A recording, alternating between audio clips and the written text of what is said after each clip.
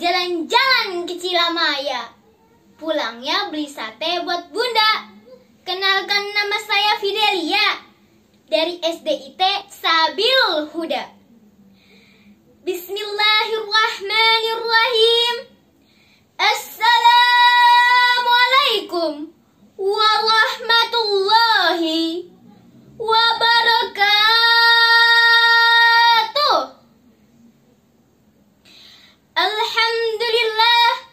Alhamdulillah rabbil alamin. Wassalatu wassalamu ala asyrafil anbiya'i wal mursalin wa ala alihi wa sahbihi ajmain. Amma ba'du.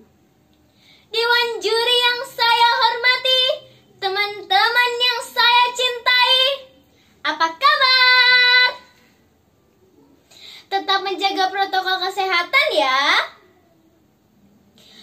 Puji syukur kita panjatkan kepada Allah Subhanahu wa ta'ala. Salawat serta salam semoga tetap tercurah limpahkan kepada sang Nabi yang membawa risalah ilahi. Seorang guru tanpa sertifikasi, seorang juru dakwah yang tanpa amplop beserta isi, seorang pemimpin yang tidak ingin banyak dipuji. Beliau adalah Nabina Muhammad Sallallahu Alaihi Wasallam. Pada kesempatan kali ini, saya akan menyampaikan pidato yang berjudul Generasi Beradab untuk Menuju Negeri yang Bermartabat. Ada beberapa hal untuk menjadi generasi yang beradab. Yang pertama, pemudanya harus belajar dan terus mencari ilmu. Dengan belajar, maka akan mengetahui banyak hal, memberikan manfaat untuk lingkungan, agama, keluarga, sekolah, nusa, dan bangsa Indonesia. Allah berfirman di surat Mujadilah ayat 11. A'udzu billahi minasyaitonir rajim.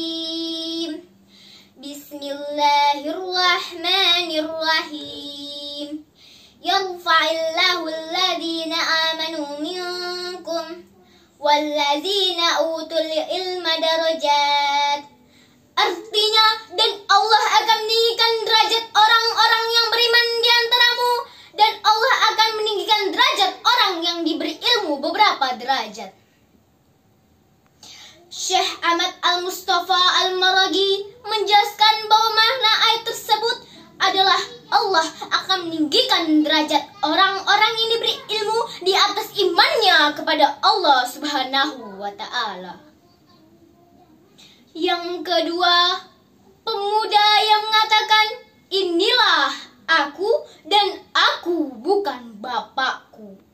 Seperti yang disampaikan oleh Ali bin Abi Thalib. Banyak dari kalangan pemuda yang masih mengandalkan orang tuanya. Baik itu dari jabatan, kekuasaan, harta, maupun pengaruh dari orang tuanya hingga anaknya belum bisa mandiri. Tetapi pemuda sejati adalah pemuda yang berani mengatakan, inilah aku dan aku bukan bapakku, seperti yang disampaikan oleh Sayyidina Ali bin Abi Thalib.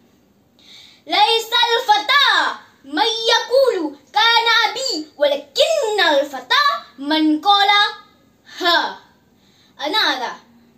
Bukan seorang pemuda yang mengatakan inilah bapakku, tetapi seorang pemuda yang berani mengatakan inilah aku. Aku adalah aku.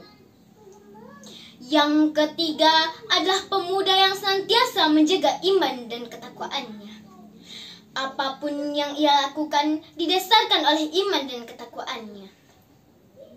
Dengan iman dan ketakwaannya, insya Allah akan amanah membangun negeri yang bermartabat. Apalagi pemuda tersebut adalah pemuda yang akan Allah selamatkan di akhirat kelak. Wasyabun nasya'a bi'ibadatillah. Seorang pemuda yang tumbuh besar kepada Allah. Yang keempat adalah pemuda yang belajar Al-Quran dan mengajarkannya.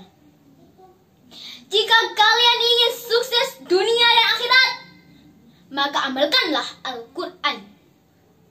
Karena semua aspek kehidupan ada di dalamnya. Maka dari itu, amalkanlah Al-Quran. Bahkan Rasul menyatakan, khairukum man ta'allamal Qur'an wa 'allamahu. Sebaik-baik kamu adalah kamu yang belajar Al-Quran dan mengajarkannya. Yang kelima adalah pemuda yang senantiasa beribadah. Beribadah apa itu? Beribadah dalam bentuk sholat. Sholat adalah jaringan kepada Allah dengan nomor jaringan 44342. Jika ada satu nomor yang tertinggal, maka ada jawaban, maaf, nomor Anda tidak bisa kami hubungi. Maka dari itu, jangan tinggalkan sholat, walaupun hanya sesaat, maka dosanya berat di akhirat. Na'udzubillahi min dzalik. Yang keenam adalah pemuda yang berbakti kepada ibunya. Ucapan dari seorang ibu adalah doa untuk anaknya. Bahwasanya Nabi Musa alaihissalam berdoa kepada Allah, ya Allah, tunjukkanlah teman saya yang ada di dalam surga. Maka Allah memberi wahyu kepada Nabi Musa, pergilah engkau ke suatu negeri. Maka ia berjumpa dengan pemuda penjual daging. Nabi Musa penasaran amalan apa yang dimiliki pemuda tersebut. Saking Nabi Musa penasaran dengan pemuda tersebut, akhirnya Nabi Musa menginap di rumah pemuda tersebut. Sesampainya di rumah pemuda tersebut mempunyai ibu yang sudah tua, renta, bahkan tidak bisa apa-apa. Kemudian pemuda itu menyuapkan makanan ke mulut ibunya, dan ibunya berdoa, Allahumma ij'al ibni jalisa Musa fil jannah. Ya Allah, jadikanlah anak hamba sebagai teman Nabi Musa di surga. Subhanallah, sungguh dahsyatnya doa seorang ibu. Maka kita harus berhati-hati dalam melontarkan kata-kata. Teman-teman, saya punya 3 contoh pemuda yang harus kita tiru keberaniannya, ketakwaannya, kecerdasannya, maupun imannya kepada Allah.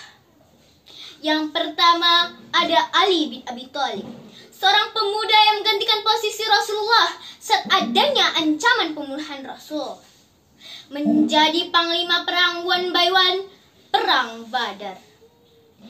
Yang kedua, Zaid bin Sabit, seorang sahabat Rasulullah yang menghafal Al-Quran, menjadi asisten Nabi untuk menuliskan wahyu yang turun, serta menulis surat untuk kaum Yahudi. Mempelajari bahasa Yahudi dalam rentan 17 hari. Yang ketiga, Imam Asy-Syafi'i, sudah hafal Al-Quran sejak usia 7 tahun dan sudah berfatwa sejak usia 17 tahun. Hafal ribuan hadis, seorang imam mazhab yang diikuti mazhabnya di seluruh dunia. Dengan ini, semoga kita bisa mencontoh mereka tentang keimanannya, ketakwaannya, keberaniannya, serta kecerdasannya, untuk menjadi generasi yang beradab serta menuju negeri yang bermartabat. Semoga Indonesia maju. Allahu Akbar, Allahu Akbar. Sepertinya ini saja yang bisa saya sampaikan. Kurang dan lebihnya mohon dimaafkan. Wabillahi taufiq wal hidayah. Wassalamualaikum warahmatullahi